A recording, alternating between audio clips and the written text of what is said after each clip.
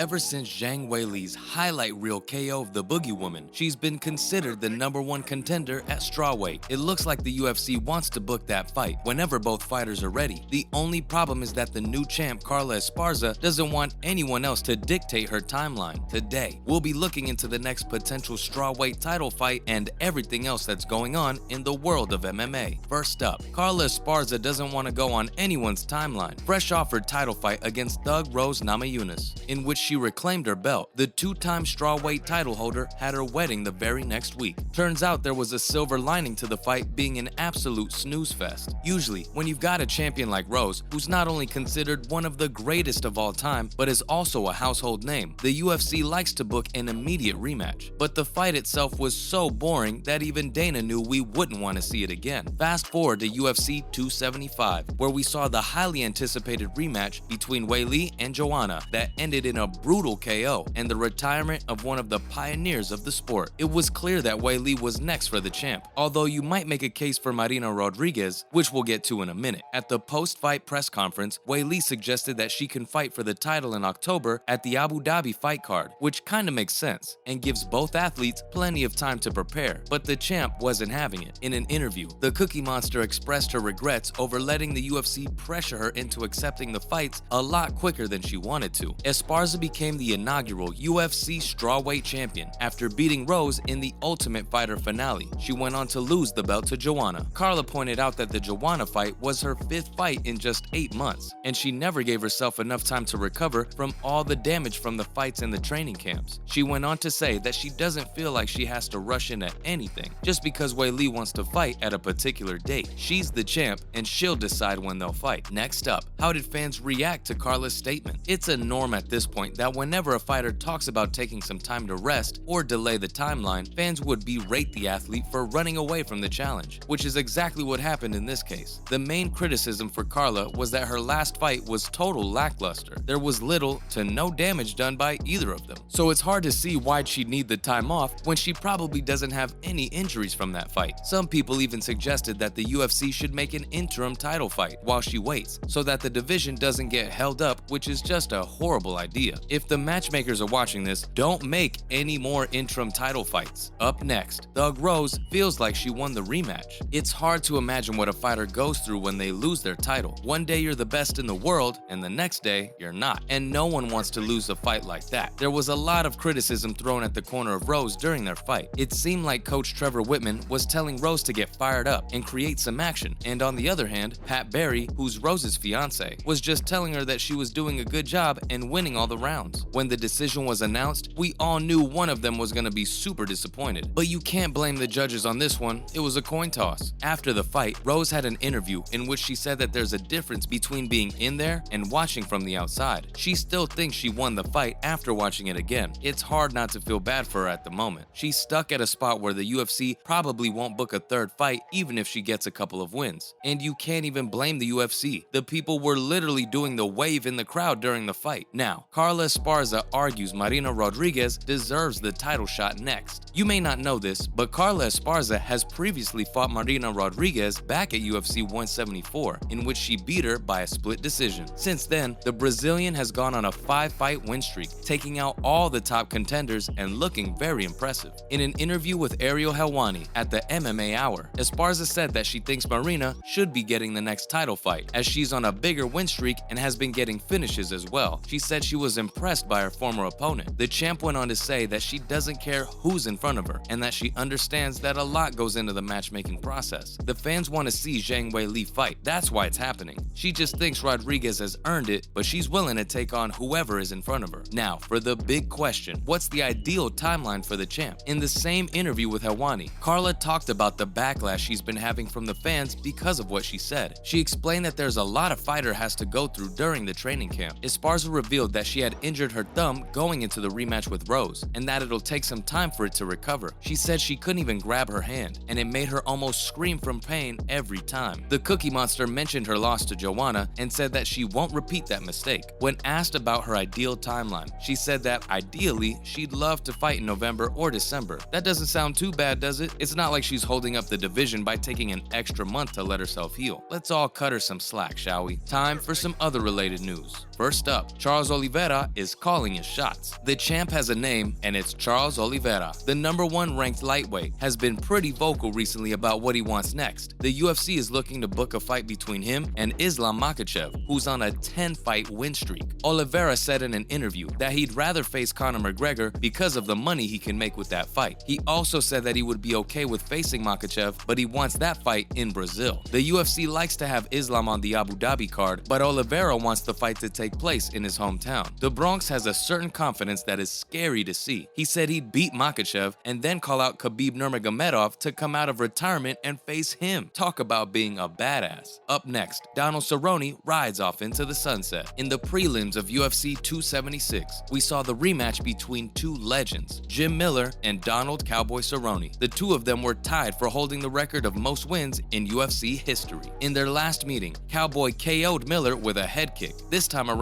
it was Jim Miller who got the win by submission. When the fight was over, Cowboy announced his retirement from fighting. He said he's not that passionate about the sport anymore and wants to be a movie star now. Cowboy took off his gloves and his hat and left them inside the octagon. Truly one of the legends of the sport and a future Hall of Famer. With all the records he's held, his legacy will be remembered for a long time. And finally, Sean O'Malley and Pedro Munoz ends in a no contest. A fight we were all looking forward to. The first big test of the Sugar Show. We were all excited to see how Sean would do against a high-level opponent. Pedro is someone who likes to stand and bang, so it's hard to imagine how a fight between the two of the best knockout artists could be disappointing. Well, prepare yourself to be surprised. The fight ended in the second round after an accidental eye poke by O'Malley, after which Pedro was unable to continue. The fight was ruled a no contest because the eye poke was unintentional. The fight was pretty entertaining for as long as it lasted. Munoz edged out the first round through his leg kicks. It looks like Sugar was starting to take over in the second before the eye poke happened. The official strike showed that Munoz landed 0 head and body shots. Most of his leg kicks were also checked. O'Malley took to Twitter and said the Sugar State Athletic Commission ruled it as a win for him. So, 16-0 it is then. That's a wrap for this video. When would you like to see the strawweight title on the line? Let us know in the comments below. Make sure to give this video a thumbs up and subscribe to our channel for more videos like this. See ya in the next one.